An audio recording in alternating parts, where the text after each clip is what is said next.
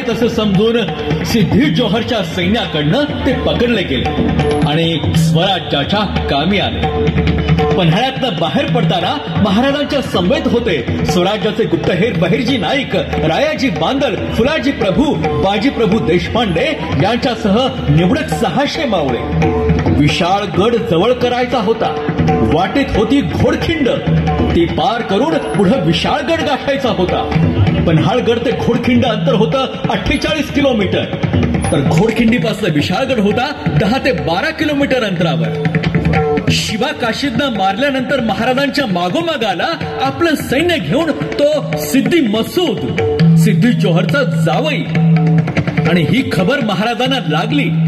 300 सैनिकासह महाराजांनी विशाळगड जवळ करावा आणि आपण खिंडीतच थांबून गणिमाना रोखून धरू असा निर्धार बाजी प्रभू आणि बांदलांनी केला. बाजी प्रभू आणि बांदल सैन्याला तिथं घोडखिंडीत सोडून विशाळगडाकडे निघण्यासाठी राजे तयार होत नव्हते. नाही बाजी, आम्ही तुम्हाला, फुलाजींना, रायजींना, आमच्या तमाम भावंडांना इथं सोडून जाणार नाही. काळजी नका करू राजे. नाही बाजी. राजे, माझ्या डोळ्या देखत मी तुमचं बरं वाईट झालेलं बघू शकणार नाही. राजे, लाख मेले तरी चालतील, लाखाचा पोशिंदा जगलाच पाहिजे. पण बाजी, जल्दी करा राजा, गनिम दिसायला लागलाय. जा राजे, जा. जा राजे, चला. जा राजे, विनंती करतोय, जा.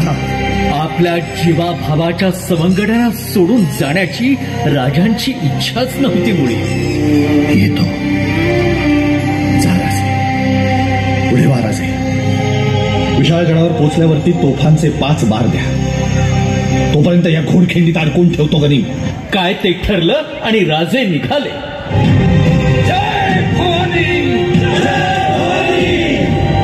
रात्री 9 वाजता पन्हाळ्यावरनं सगळे निघालेले. रात्रभरचा प्रवास करून दमलेले, थकलेले. मात्र घोडखिंडीमध्ये गनिमाला रोखायचं. गनिमाशी 2 हात करण्याचं स्फुल्लिंग बाजी प्रभूंनी भरलं. आज तुमचं युद्ध आहे काळ बनू पाहणाऱ्या वेळेशी. तुमचं युद्ध आहे अफाट संख्येचा गनिम पाहून मनात वाटणाऱ्या भीतीशी. तुम्हाला वाटेल आज कसे जिंकणार होत आपण, तेव्हा फक्त राजांना आठवा. या दरडीच्या छाताडावर पाय रोवून उभे राहा आणि लढा. घामाच्या शेवटच्या थेंबापर्यंत आणि रक्ताच्या शेवटच्या बिंदूपर्यंत लढा. मी तुम्हाला वचन देतो, आज जर राजांना वाचवलं तर या घोडखिंडीच्या दगडावरती तुमची नावं कायमची कोरली जातील आणि तुम्हाला तुमचा हक्क हक्काने मागता येईल. त्या हक्काचं नाव आहे स्वराज्य. बोला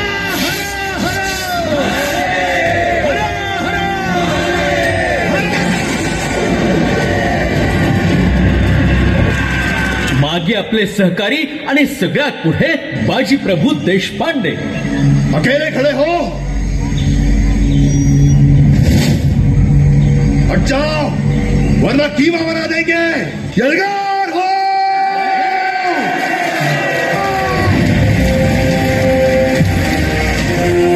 बांदल शत्रू सैन्याला भिडले.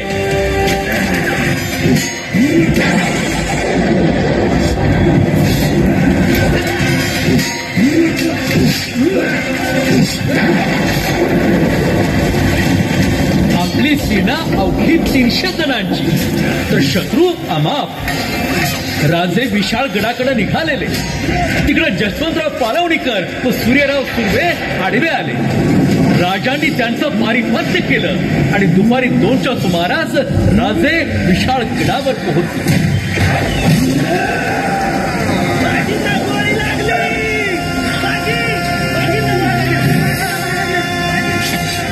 दरम्यान इकडे बाजी प्रभूंना गोळी लागलेली. मात्र इशारत ठरलेली होती. 5 तोफा धडाडणार होत्या. जोपर्यंत राजे पोहोचत नाहीत, इशारत होत नाहीत, तोपर्यंत प्राण सोडणार ते बाजी कसे. गोळी लागलेली असतानाही बाजी पुढे सरसावले.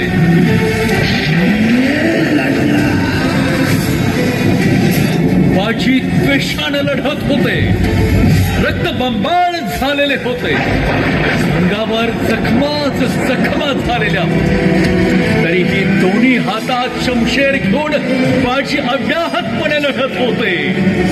रायाजी फुलाजी बरेचसे मावळे आपण गमावले होते, शत्रूला एक एक करून कापून काढत होते. बाजूला बाजूला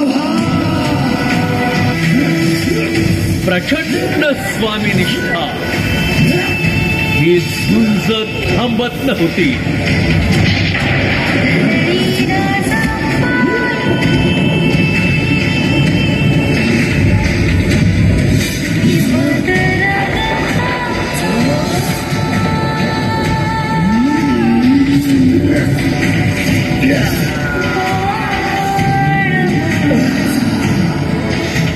आणि एकदाच्या तोफा धडाडल्या.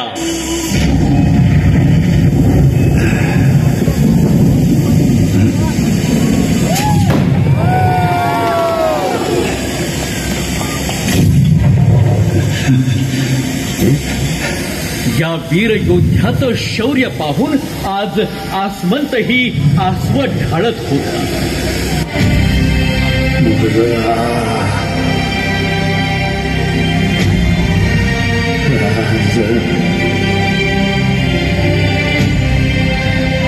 महाराजांना अखेरचा मुजरा करत बाजी प्रभूंनी आपला देह ठेवला.